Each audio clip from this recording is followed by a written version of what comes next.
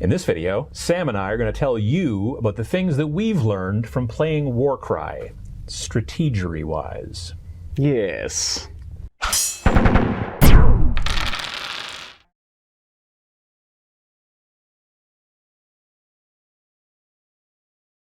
Strategery.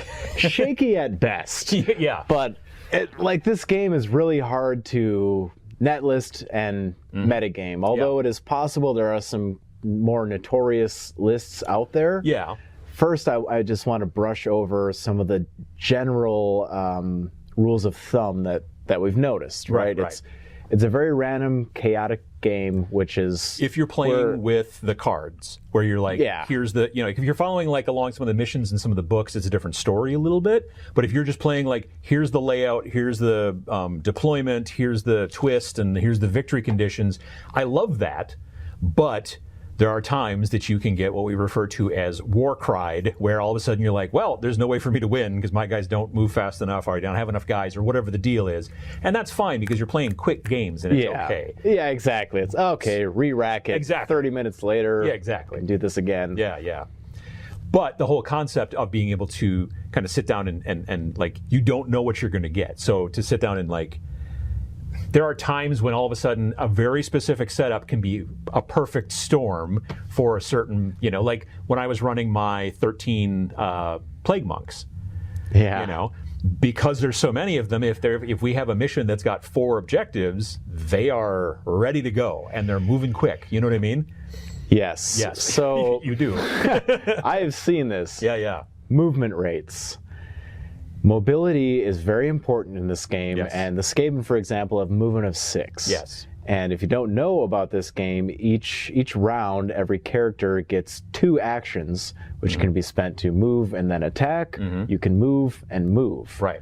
You can also spend a double from your ability dice to add +1 to that movement. Right. So instead of moving 6s, you'd be moving 7s. Yeah. Your Skaven are going to skate around 14 inches on a 22 by 30. Yeah, 22 by 30 board. Yeah. So yeah, movement is important. I've got Nurgle guys that are moving 3s. I've got Bone Daddies that are moving 3s. One of the guys is moving 5s, so that's not bad. He's got longer legs, evidently, because he's tall. He's a tall guy. But there's a big benefit to having a good speed. Now, admittedly, my what do you call them? My Stormcast guys, they move real slow. But if they hit you, they're not messing around. You're not getting away. But they are. You can outrun them. A lot of models can outrun them. So yeah. And in a lot of these scenarios where it's control an objective by having more models within a certain radius of the objective, being able to dogpile on something. So kind of brings us to our next point: strength in numbers. Right. The Stormcast. I want them. I have a Stormcast army, I want them to work so badly. But if you're walking into that game with 4 or 5 models, you're gonna have a bad time. Yeah. Well, I have fun, but you're not gonna. I guess bad time means not winning. Well, yeah. I've got 2 Liberators, I think, just the sword and shield guys. Yeah. And then I've got a Justicar Prime, I think, with the big spord, as I like to refer to it, the spear sword, and then 2 of the guys with the crossbows. So I've got a little bit of range, and that's cool and everything like that. But it helps. Yeah, and range is important, and we'll get to that too. But it's still, if you get too many objectives you have to hold, it's just really hard to do with that. I mean, because you can get just swarmed by small models and not be able to move anywhere. Right. Yeah. And so generally I would say you want at least 8 models. Like my Untamed Beasts list, it's 8 models. I have 2 of those Rock Tusk Prowlers in it, which are very powerful, fast models with a movement of 8. So I'm kind of dumping points into them, but they're worth it. You kind of want that wrecking ball or 2 in each list, but then you populate the rest of it with these just cheaper bodies. Yeah, no, I when I first started building stuff for Warcry, it was all these guys I want to run because there's just so few of them. It'll be great. I only got to paint 5 guys. I can maybe and then you start playing them, and then you're like, oh, that's a little problematic. Yeah, it really hurts when you lose 1, too. Right, exactly. One of your 5 lost 20% of your army in one shot. Yeah. Well, and when I was playing against your Stormcast that one time at that convention we were at in Lake Geneva at Dragonfall. we were there and we were playing, and I was running my rats versus your Stormcast. Well, my rats, they hit 1/5. Yeah. So they've got like this real swingy attack. If they do a normal hit, it's only a point. But if they get a crit, it's 5 points. And if I am swinging 3 times, I think it's 3 attacks that I get per turn. If I do 2 attacks, or if I attack and then attack again, I can take, if I'm real lucky and roll like 3 6s or maybe even a little bit higher, I could take out a Stormcast Eternal, little tiny rat guy with a stick, basically, and do the work. So that's also something to think about when you're thinking about just having a bunch of heavies running around. The ability dice are always a factor as well. If you throw a double on top of that, so yeah, whenever I'm looking at models' profiles and you have like higher damage but less attacks, I go for the other profile that just throws out a greater volume. Like you're farming for critical hits. Exactly. Yeah. And there are some stat lines where critical is like, you're hitting on 1 and your crits are maybe, I don't think I've seen a 1/2, but I've seen 1/3s before. Yeah, 1/3 is 1/3 like the kind of general. But when you see those big swingy ones, the 1/5, and yeah, you're right. If you can get a decent amount of swings in there as well, you are looking for crits, and it's, you've got a 16% chance. It's not that hard, and they can do a ton of damage if you find the right kind of stat line. I think reach is also super important too. Yes. Yeah. Man, because you can steal away someone's activation. Like if I can move up and I have a reach of 2 inches because the normal engagement range is 1 inch, or 3 inches with a flail. Yeah. So I strike you from a distance.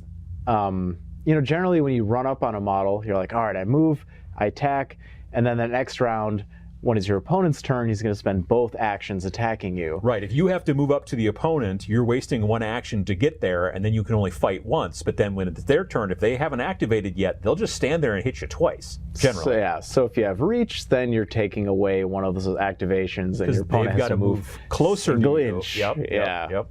So yeah, looking at those things, I mean, like looking at movement, looking at having a decent amount of numbers, obviously, in your forces, and I think that I agree with you. I think 8 is not bad. I like to go higher, but then bare minimum, yeah. But you can also go to a point like, what's the max? I think is it 15? I don't remember actually. Oh, maybe. I can't recall. It's like 20 on a roster. 20, I think, on the roster, but maybe 15 in your force. I forget exactly. The highest number I've ever had was 13 with my Plague Monks. Ugh. They upped the point cost. They went from 70 to 75, so now the 13, the Skaven's fancy schmancy number, 13. Yeah, now I'm only got 12 models. So I'm kind of bummed about that. I know. It's still a dominator. It's good. It's good. Don't get me wrong. But still, I'm sort of sad that I can't run the 13 anymore. It makes me, But nonetheless, what about like cavalry? Have you run any armies with any kind of cav yet? No, but yeah. Our store owner friend at Flying Phoenix Games, Oshkosh, Wisconsin, just stumbled into this list. He's like, I think I have some Marauders that I could throw together. And like he Chaos has, Marauders, he's got 6 dudes on horseback, 20 wounds, movement of 10, flails, 3-inch reach. And it's only 1/3 damage, but I think they have like 3 attacks. Yeah. And then, of course, the ability dice, you can boost that. Their toughness attack is probably not high. I don't remember what their toughness is. No, it's not. But because they're basically shirtless guys. But still, it's probably at least 3 or 4, probably. But still, yeah. If you're moving like that, it's not as big of a deal. So he's got 6 horses. Yeah. And that movement of 10 does a move like. Oh yeah. Pretty much have teleportation. Yeah, you're all over the board, absolutely. And when you are trying to take objectives and things like that, it's really nice to be able to not have to, because there are times, and we were talking about this, I think, maybe in the last video, there are times when you're like, my guys physically can't get there. Yeah, they're just out of the game. Right, because the game is only 3 or 4 rounds long. I can't get to that side of the board from this side of the board or whatever, because this is where I had to come in. Seems to be some sort of... Better tuck your chain around the 8 points. Yeah. So, anyway, yeah. Why do the cops show up every time I'm here? No, I don't know what it is. This happened, if you Pachow, you can see last time that the cops showed up when you were here, yeah. But nonetheless, so, I don't know. I think that I'm a big fan of build what you like, paint what you like, run what you like. Yeah. That being said, and I'm not really all about like meta lists or net lists or things like that, but there's something to be said, I think, about understanding if you do want to try to win at least from time to time, there is definitely things that you can do. And I think that looking at numbers, looking at movement, looking at reach, those are probably three real important ones. Yeah. Is there anything else that you think is important? You know, I mean, obviously, like, you know, strength and toughness, it's fine, but it's kind of hard to aim towards as far as like I'm looking for, because generally the average is 4 toughness on most of everything, right? Yeah. You get a 5 if you have a shield in many situations. Right. But if you're like... There's a good amount of 3s out there. Yeah, but I think if you've got like very little, average. if you've got very little in the armor department on the actual model, like shirtless guys running around generally have got 3s. Like that's what your guys are mostly 3s, aren't they? For the Dark Oath, Savagers, a lot of them are 3. So, you know, you have to take that into consideration with your strength versus toughness, because that's how you roll to find out how much damage you do. The other thing, if you've not played Warcry, there's no armor save. There's no did I get a wound or not. You just, did I hit? Well, this is the damage I did, which I like. It speeds things up and all that kind of stuff. But yeah, I don't know. Really, numbers, speed, and reach, I think, are probably the most important things for you to look at if you're looking at the list from, you know, it's strategic or something like that. But still, if you just like the models a lot, you know, and you're having fun with your friends, build them, paint them. And I think that's the best thing I like about Warcry is it's the lower time investment takes the feels bad. It reduces that. Yeah. The more time, like, oh, I just spent, you know, I could have watched Ben-Hur, but I played a game of Age of Sigmar instead, and I lost. I spent 2.5 hours, and at the end I lost, as opposed to I spent 30 to 40 minutes, and at the end I lost. That's, I think, a bit. And then we always end up playing 2 or 3 games as well. Yeah.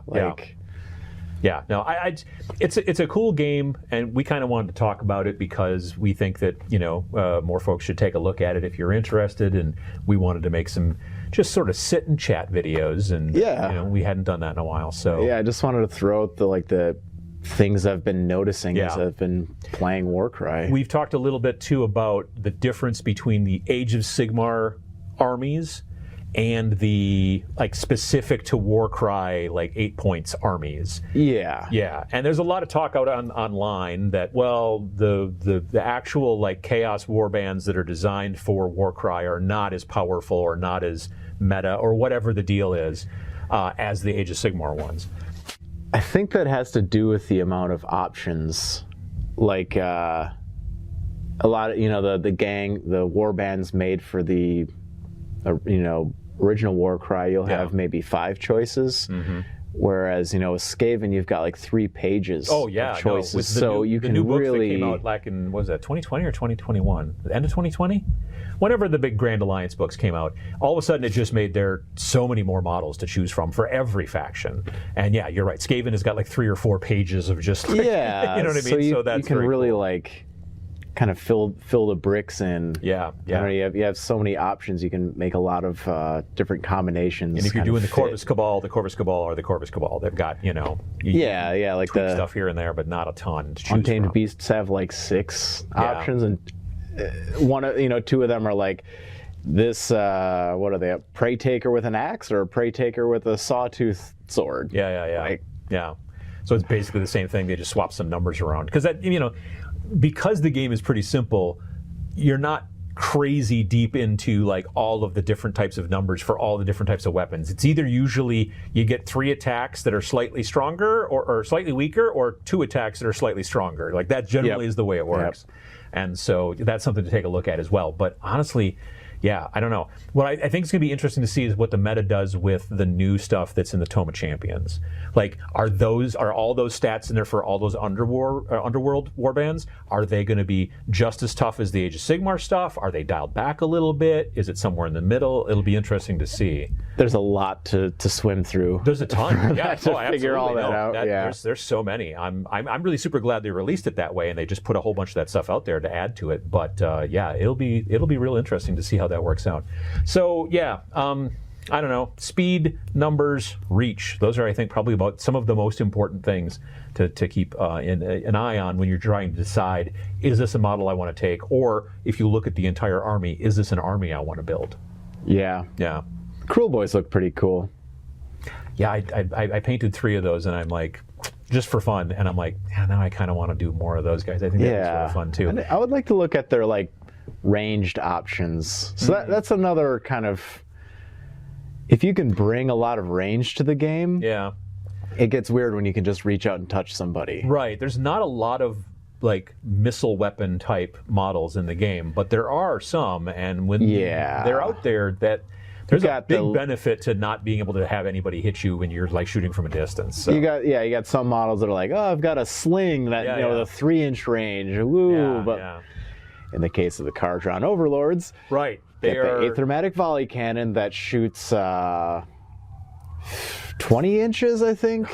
Yeah. It has a minimum range, but nothing ever gets that close. No, if you're within 3 inches, I can't shoot at you. But guess what? I roll 6 dice, and then I'm going to spend a double to make that 7. Yeah. So we call it the crit machine. It's like a slot machine. Yeah. Just looking for those 6s. Just looking for them. Oh, yeah. And guess what? I get to do that twice because I'm just standing still. Yeah, you're not moving around. Firing away, and I've got 3 of those. Plus, my boss has like a almost equally powerful weapon. It's got like 4 shots and some crazy range. If you want people to like you, don't run Cardron Overlords. It's kind of broken, I think. Maybe just take 1 volley cannon. To be fair, I don't know. I bet you the points cost went up a lot for those guys, probably, in the new Tome of Champions. I would hope so. I mean, my poor little rat monks, they went up 5, so those guys should have gone up a lot, I think, because they were kind of gross. That weapon in particular is devastating. Yeah. And you take dudes with sky hooks, they get the little 2-inch reach. Yeah, we talked about that. I want to run those guys, kind of. I want to paint those guys, but I just don't think that I want to run them in Warcry because it seems like it's too much. So I don't know. Yeah, I know. That's why I built the army, and then I'm like, oh man, this is too much. Like, dwarves are cool. They're like, flying little dwarves are cool in armor. Yeah. But alas. Well, hopefully, like I said, hopefully they tweaked the points. They didn't tweak any rules on anything new, but they did tweak a lot of points. So yeah. But anyway, so I hope that this helps if you've been thinking about getting into Warcry. You're interested in playing, let's say, a Games Workshop style game, and you like the fantasy stuff, but you're just Age of Sigmar's a lot of models. I'll be perfectly honest with you. For me, play. It's an investment on many levels. Yes, yeah. But with Warcry, it's a far smaller investment on many levels. So if you're interested, check it out. But also think hard about specifically those 3 things that we mentioned, and then pick something out that you like, and then kind of go from there. Heck yeah.